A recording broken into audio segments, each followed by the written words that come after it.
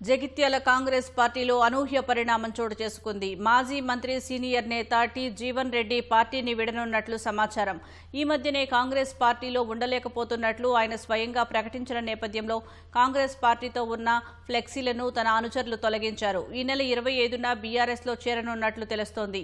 ఇదే విషయమై ఆయనతో మాట్లాడగా పార్టీని వీడటం ఖాయమే, కానీ ఇప్పుడు పార్టీ నుంచి వెళ్లిపోనని ప్రకటించారు.